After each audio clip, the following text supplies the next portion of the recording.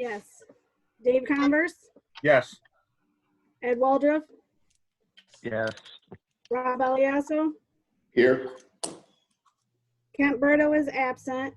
John Jennings, Yes. Greg Gardner is absent. Paul Warnick, Here. Bill Johnson, Here. Lisa LaHoulier, Present. Present. and Chris Pettit is absent. Just so everybody knows, I am recording this meeting, just so you guys know. Thanks, Marshall. This meeting has been called to order for the purpose of putting a resolution together to hopefully come up with an emergency loan program for COVID-19. And I think I'm going to start right off. I'm going to read the resolution for the record. Resolution number 041. This is the Jefferson County Local Development Corporation.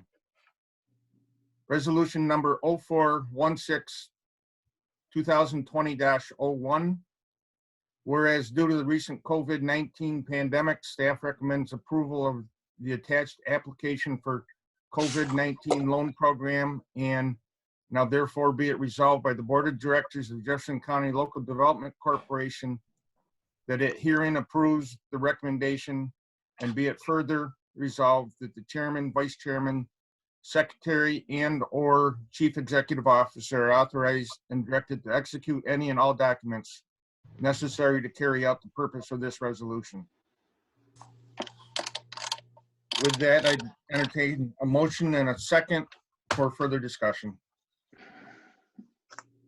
Yes. So moved. Paul Warnick.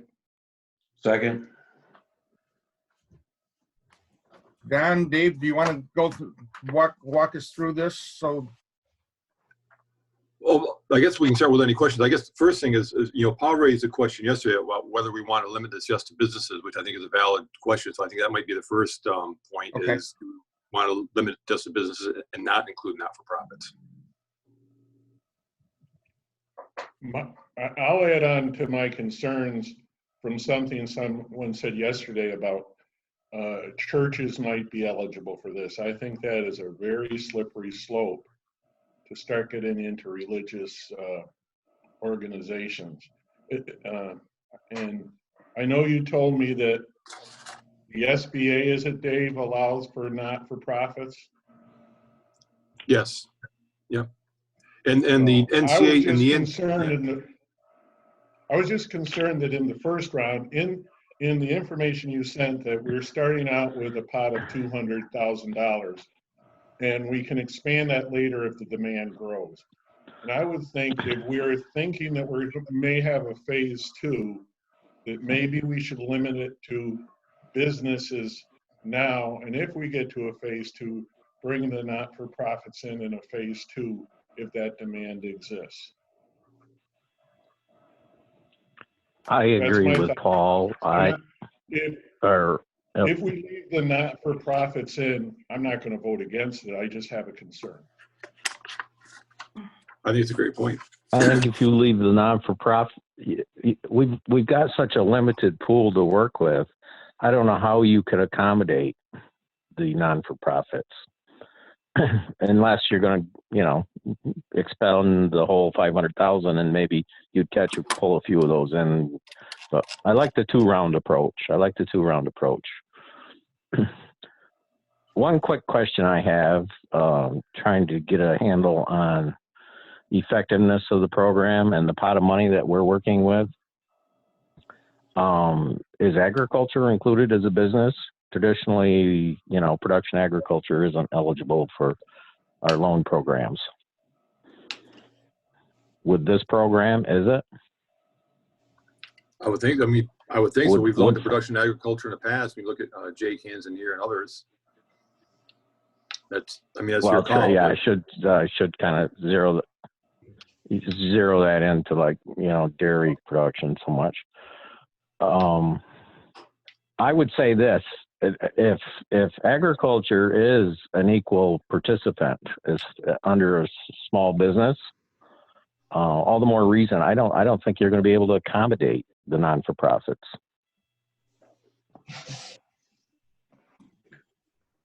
It's my concern. I think Let's we hope should that's the include case. agriculture, absolutely. Yeah.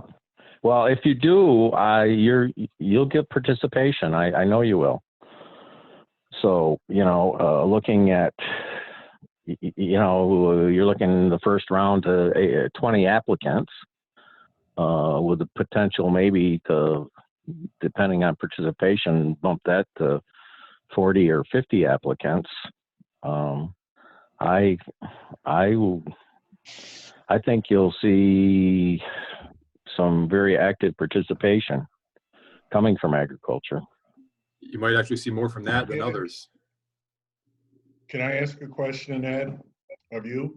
Yeah, sure. So you would expect there'd be, this goes from a conversation I had with Jay when he called me earlier this week or end of last week.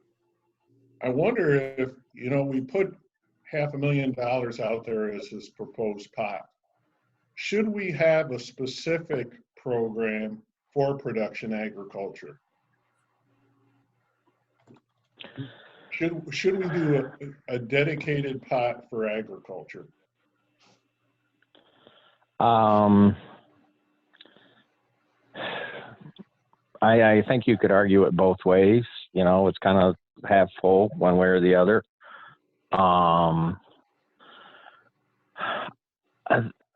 We really don't have the money, even pushing ourselves to the 500,000, unless we're really gonna tap ourselves and create another pool.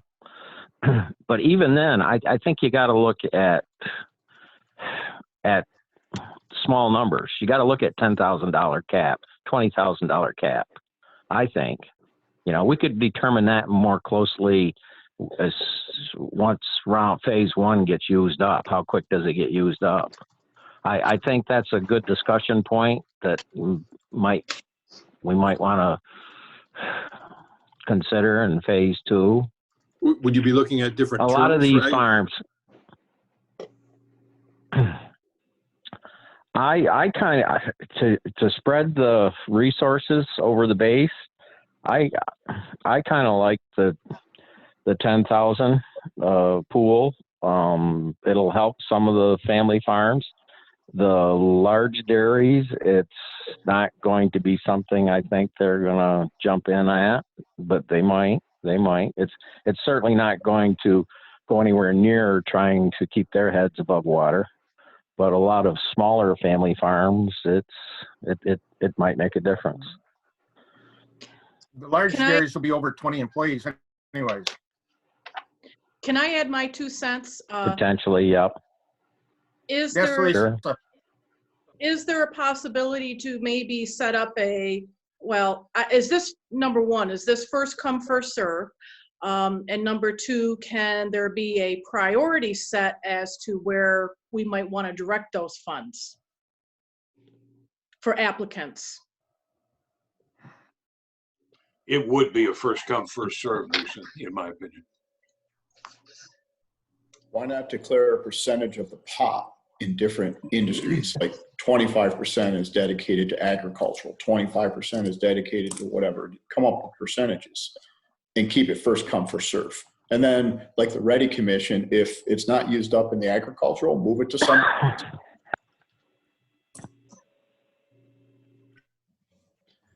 I think there will be an issue if this word gets out about this loan program and agriculture is included in it.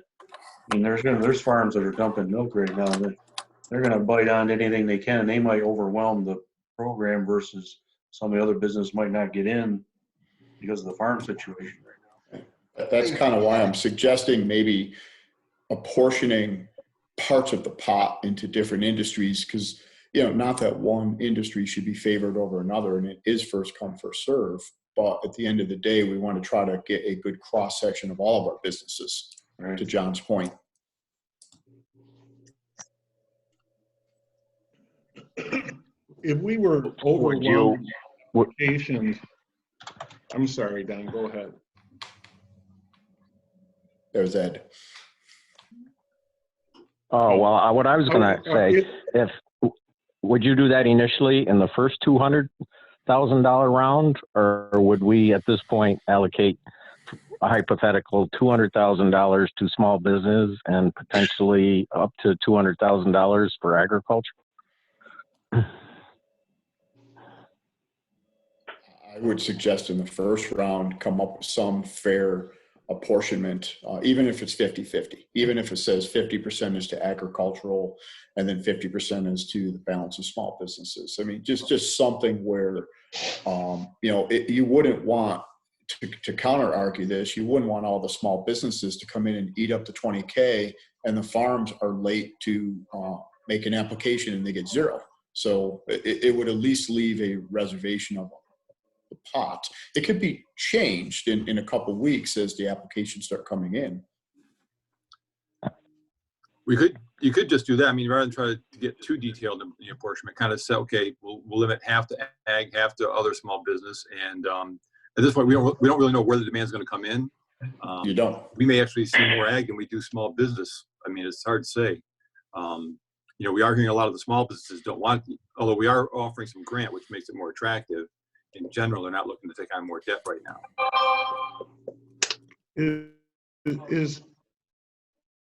Is there any other, like Watertown Trust was trying to come up with a, That's correct.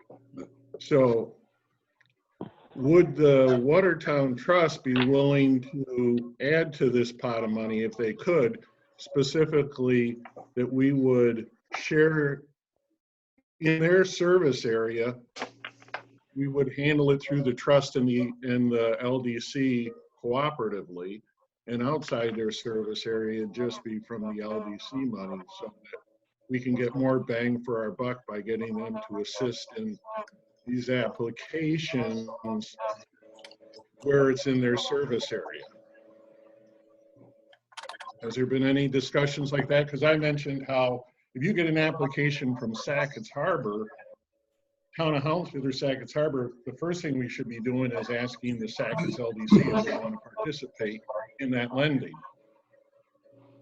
So I didn't know if there's been any discussions about increasing the size of this pot with trust monies that would only go to applicants within their service area, so we can get more bang for our buck out of it, so to speak. The last time it was raised through the other agencies, a lot of them were leaning toward holding off a little bit to see how things shaked out so they can see where the need is. It sounds though, I wasn't in part of the discussion, but Don was at a trust meeting yesterday where I think Don Rutherford is now starting to talk about something. Is that correct, Don? Yes, Dave, that's true. Part of what is trying to be determined is where the need is going to be most acute. And, we've talked several times with other agencies about combining in some way, taking their pot of money and our pot of money and trying to give it greater substance so it can have a greater impact. But I think perhaps there is a reluctance, as Dave says, to move forward by some of these other agencies, and I'm concerned about their timing. But I would certainly suggest that we spend time with these agencies all the time. Dave has regular calls set up with them now, and as this evolves, as this requirement begins to shake out, we're probably going to have to come back to the board and say, look, we found that there is more need here, or they need more of this or that. One of the things that we hope Greg and Joel alone will discover is what these businesses need in terms of going forward. Everybody knows there's a cash requirement, but how much, what's it going to be used for? The idea of giving staff some flexibility in trying to understand and make these decisions, and then ask for your indulgence as we do that, would be very helpful. I'm not sure how this is going to look. By the way, Paul, I did get a call from Mike at Sackett's this morning. As a matter of fact, I didn't have time to take the call. I called just before we got on this, but to follow up what we talked about yesterday, seconds is the LDC is willing to participate. So, and I'm convinced that'll be a plus. So, Well, why don't, I mean,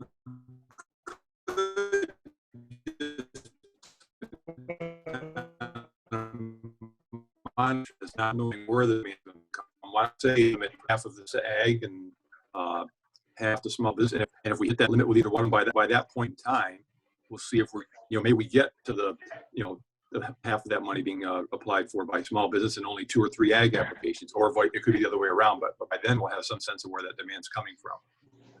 And then we can add to the pot then and adjust where it goes. I think that's a good idea. I can support that with flexibility, having the flexibility.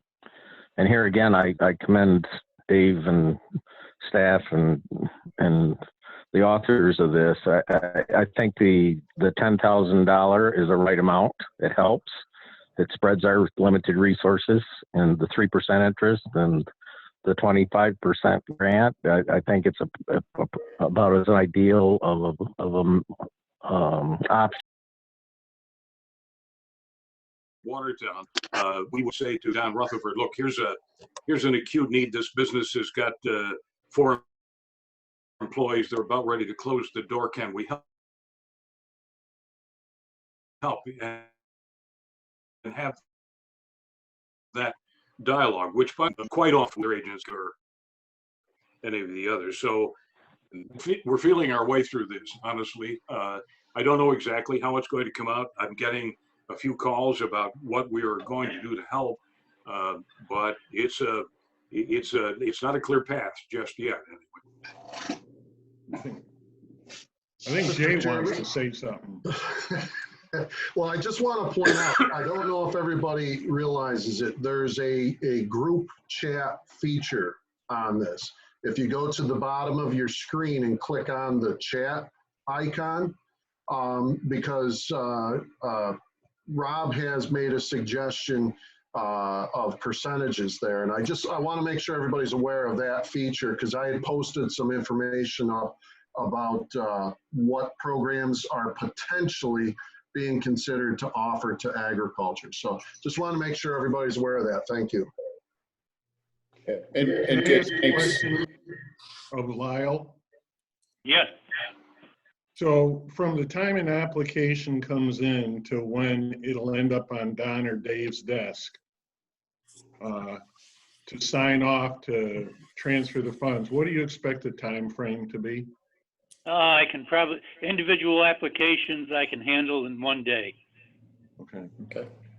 I know there was some concern with this new group that was trying to be formed that Mr. Gray was leading the charge on, that some of the agencies thinks it's way too soon, but I would just tell you that I think it is not too soon.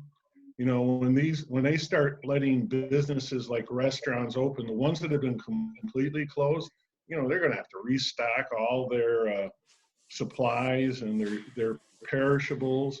And I think this needs to be out there and possibly even awarded before some of these type of operations start opening back up when they're allowed to. And I think this other organization, waiting longer, I think is a bigger mistake than acting early. My 2 cents. I happen, forgive me, but I happen to agree with Paul. We can wait too long and the casualty list is going to grow.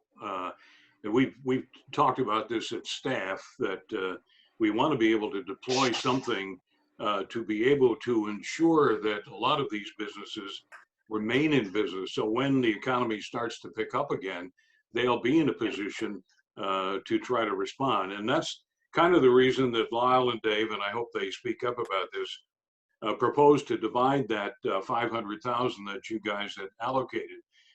Initially, we take roughly half of it and use it as an emergency fund. The other half would be used to help businesses roll out once they get a feeling for how we're going to approach the rollout. So, I mean, I don't know whether that's 100% accurate or not, but that's kind of the thinking that's been going on behind the scenes. We'll need some now to forestall disaster, and we'll need some when these folks find their way a little bit better.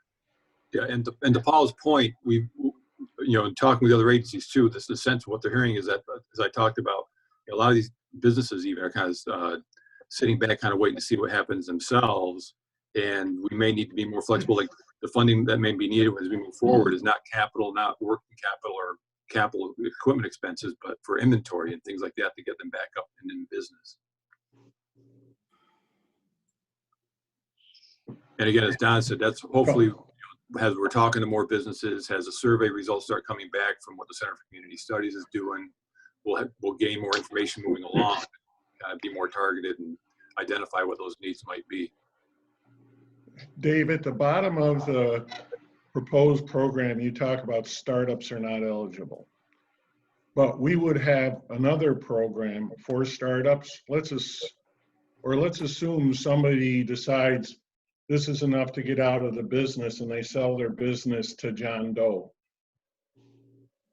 How would we deal with a situation where there's a new owner of an existing business, let's say? Good question. An existing is a startup. An existing is not a startup. Right. Even if there's a sale of the business, you wouldn't consider it a startup? No, I don't believe we. No, if it's It's just still an existing. Okay. Yeah, what we're avoiding here is, I mean,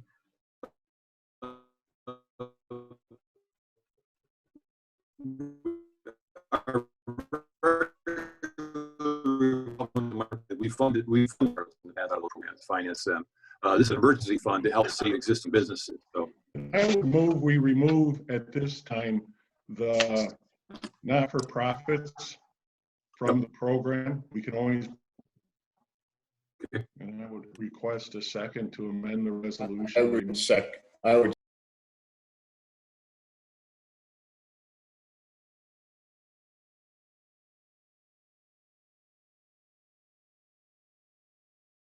tourism and restaurants, we don't slant the money, even though it's first come, first serve into one industry or another.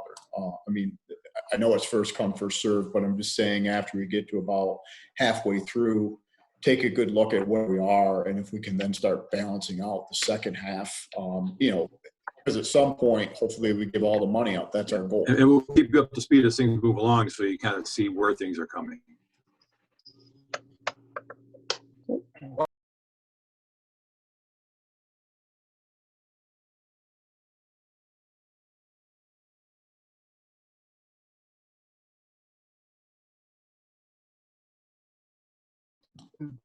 That's probably a good suggestion to how this gets down, because we don't.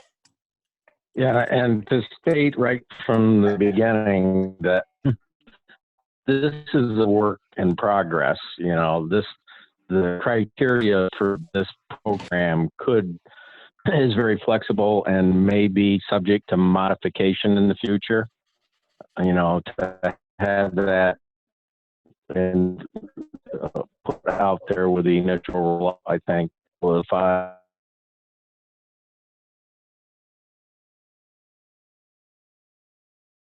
Current needs, if that State level that we don't know yet.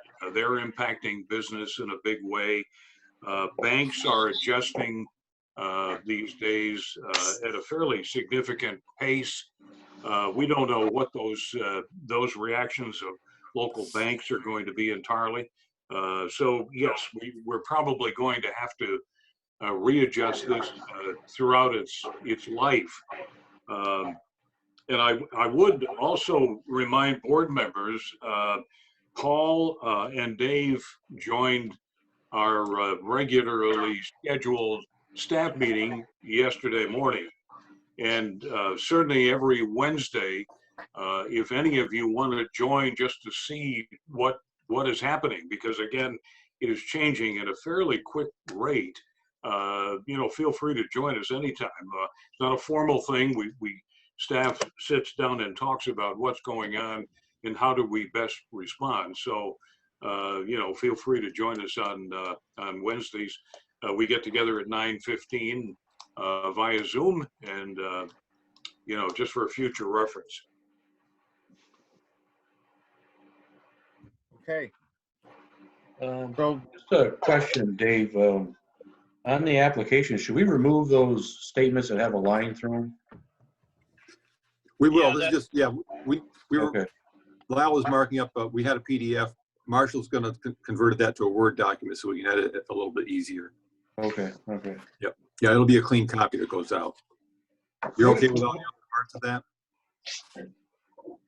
What is the plan for rolling this program out to the public or the business community? Marshall will get an announcement right out today. Yeah, I can, we can do it the traditional way. I could do news releases. We have a spot running on News Junkie. I could sort of change it so that it reads about that. We could, obviously you're going to social media it out. Yeah. Put it on the website. We'll share it with the chambers. Jay has his list. So The word is already out there. I have 3 pending applications right now. Daddy Warbucks has money. Oh, yeah. Is he a relative, Rob?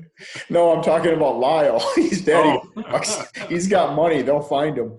They 3 have.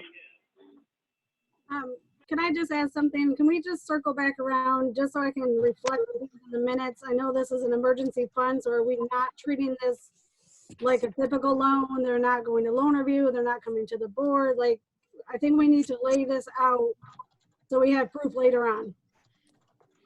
I would, I guess as chair as loan review, I would move that once the application is reviewed by Lyle and approved as the CFO, he would then move it to staff who would then accept or deny the loan based on its merits. And then as we discussed, try to apportion it into the, the different industry pots. So that's my suggestion, to not involve loan review and to leave this with staff. That would entail CEO approval of these loans. Correct. So once you recommend it, Lyle, you would move it to Don and staff to approve or deny based on its merits. Because there could be some things you're not seeing that they would say, nah, we're not loaning that company money or whatever it is. That's just my suggestion. Yeah, and that's essentially how it works right now. Okay, thank you. But correct me, monies could be dispersed before this board meets again if Don signs off on it. Correct. yes. Correct. Well, if So you roll it you're out, okay with us authorizing that disbursement by Don without board approval? Lyle first. So once Lyle approves the application, the CEO signs off on it. And I would assume the CEO, Don, would get input from the rest of staff to make sure the merits of the loan meet all of the sniff test or the criteria. And Yeah, we're still reviewing it for its credit worthiness and all that. It's just because of the size of the loan, we're basically kind of streamlining the process. so basically they got a $200,000 checkbook. When it runs out, they have to come begging for more. And we will provide you with periodic updates on how we're spending that money, of course. But that's my suggestion. I mean, clearly anyone can offer improvements. well, it's quite obvious. It's obvious also. I mean, if this is going to press release today. Lyle's already got 3 applicants, and we can turn around in relatively 24, 36 hours. Then I think it's fair to assume checks will be in the mail before Saturday. Could happen. Yeah. Well, let me just, I'm normally the one pushing for speed here, but let's make sure that particularly these first few do, as Rob says, carefully pass the smell test. I think those will, they're going to provide a narrative as to why they need this money.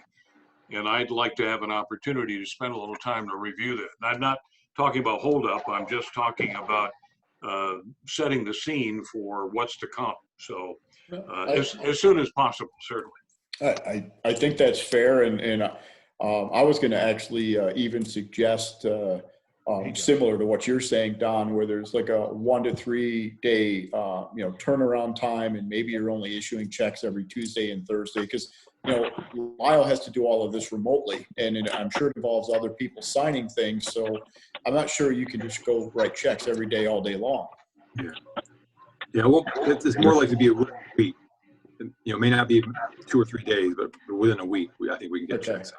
Okay, that's fair. As long as the press release and all of our expectations are an application comes in and 3 hours later a check's going out the door. I would think it's at least 3 days, and it might be a calendar week. So Don, this is an opportunity for you to have your name on the check too, like our leaders. Oh dear, how do you spell Jennings? I have a quick question. It has nothing to do with this. Is this Zoom program the 40-minute one or the professional application software? This is the cheapie. Uh-oh, because I think our 40 minutes is coming up. No, just it's so the you cheap know. paid for. This Marshall, is it's the cheapest paid for one. So no, we're good. Okay, good. I just thought if we're going to, so far I've been having several of these meetings that are in the free version, and we're right in the middle of trying to conduct business, and then the meeting ends. So I thought if we needed to hurry it up to bring that up, but great. Thank you. Certainly. I did one last night, and at the 40 minutes, they extended it to 2 hours. Oh. But that probably when the demand was real low would be my guess on the system. So, because it was 6:30 at night. So It's your AARP discount. that's just uncalled for. How's this look? I gave myself a haircut today. I'm not going to show you the backside. Well, this is work in progress, and we staff really appreciate the board participation, because we're trudging down a path here that nobody's been down before. And I'll tell you, when you talk to businesses, and I'm sure many of you do, the concerns, the fear, the future is really difficult for them to appreciate, and frankly for us to try to help them. We're going to continue to do our very, very best. I've got a list of maybe 25 of those businesses who have called, and I will return those calls, and we'll talk about our programs and try to understand what their needs may be. But having the board as flexible as you have been, participating from time to time, is just it's extremely helpful for us. We don't set the policy. We simply try to carry out what you guys want, and having that input on a regular basis is going to be ever more important. So we thank you, really do. Don, one suggestion I would make moving forward, knowing that there's some other LDCs out there with a little bit of cash reserves that they could throw at this, is if they would use this as their template, and we, the county, could do the administration so that they don't have the burden of that unless they want to.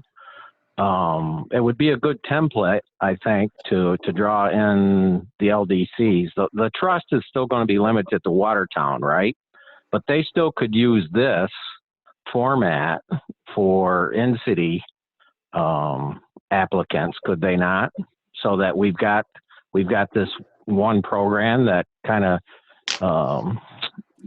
goes out, the tentacles go out into the other organizations, so that they don't have a different program, so to speak. They could. They Well, could but they use already it. do have a different program, Ed. Yeah. A different program as far as the $10,000 cap, the grant, and the low interest. Well, it's a $10,000 unsecured note, 5%, 5 years, interest only for the first 3 months, and that's it. They have no grant connected with their program. the Watertown that's- Trust. But right. that's the point is too, that's been a standing program of the trust. That's not a new program in response to the current crisis. That's been a policy they've had for years. I think Don Rutherford is looking at trying to do something new in response to this crisis, but that $10,000 loan program, CEO approval, that's on the chart is something that's been in place for a long time. Well, going back to what I said, I'm sorry.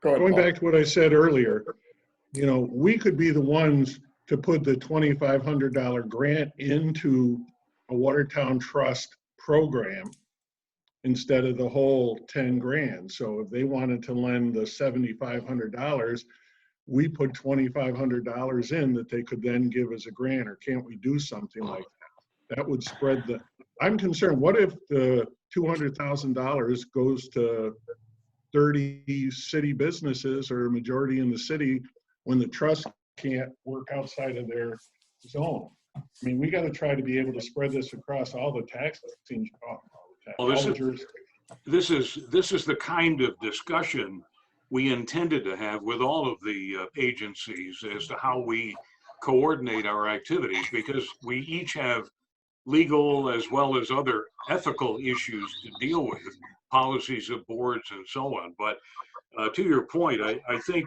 we're going to be very, very careful to try to maximize the impact of our resources.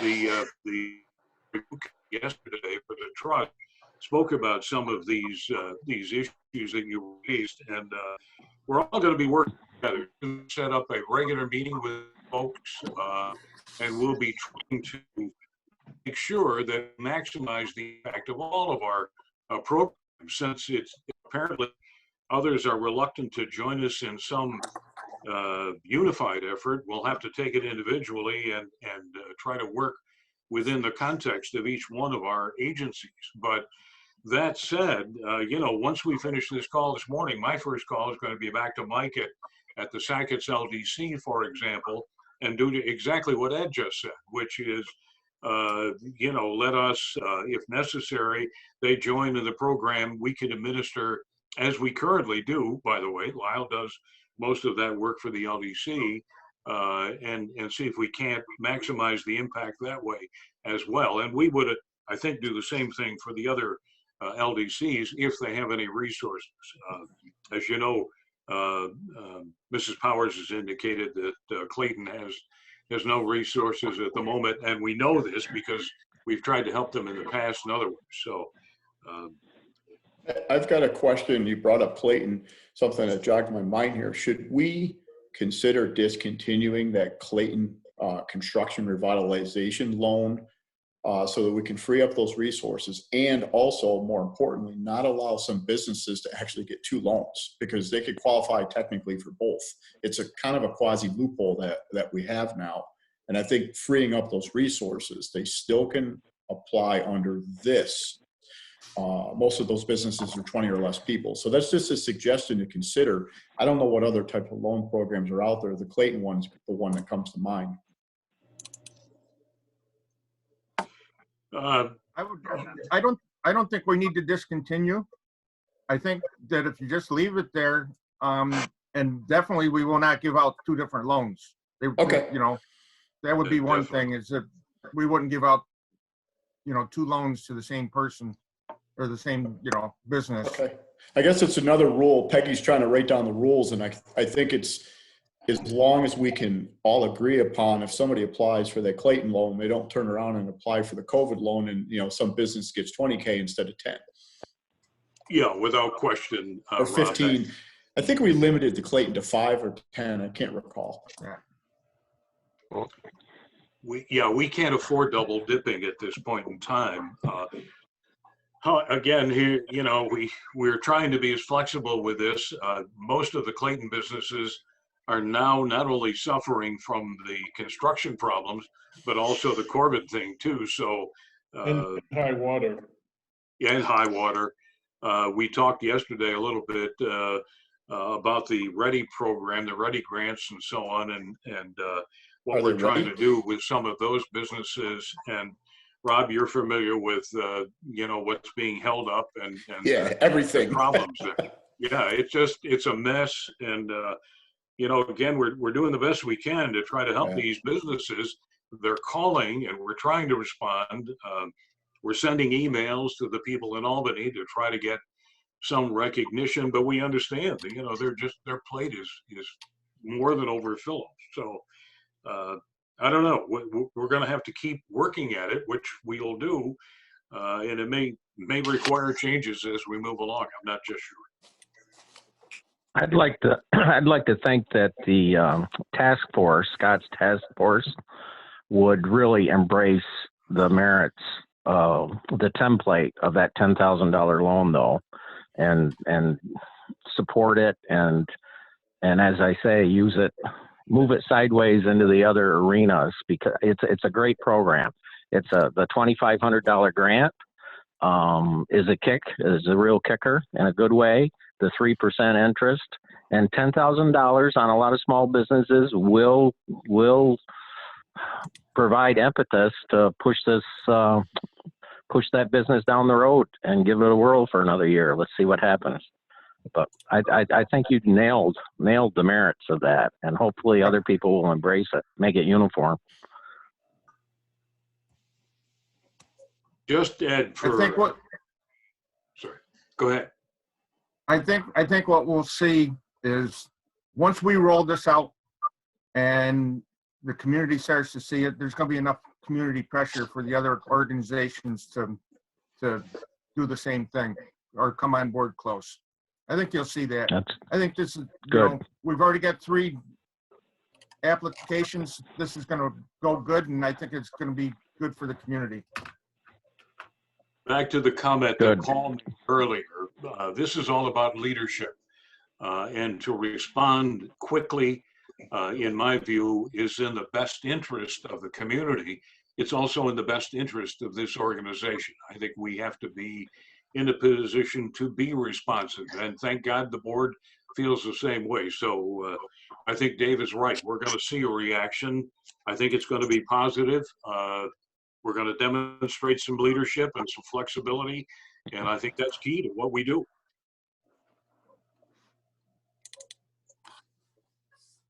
Call the Well, I question. hadn't.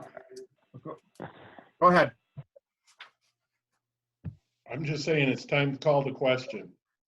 That's I think what I was going to do. Just because you got your hair cut, Paul. It's beautiful. Okay. On the resolution with the amendment in the actual, that it's going to be just for profits. We're removing the non-for-profits. Roll call vote, Peggy, please. Dave, Yes. Ed, Enthusiastically, yes. Rob, Yes. Kent is absent, John, Yes. Greg is absent, Paul, Yes. Bill, Yes. Lisa, Yes. and Chris is absent. All right. Resolution carries, and staff, go to work. Lyle, do you Dave? need my mailing address for the checks? Dave, is it possible we could just ask Bill to give us a quick summary of what's going on in the county? Is there anything, Bill, that you would be aware of that the board might be concerned with or should consider? And by the way, certainly our condolences to Carolyn Fitzpatrick regarding her passing. But anything, Bill, that you can add at this point to what's going on? Not really. All quiet. Yeah. Okay, but Okay. Anything else? You know, I might get in trouble, but I will share with the group, I'm not going to reveal sources, but some inside perspective. The ICU unit at Samaritan,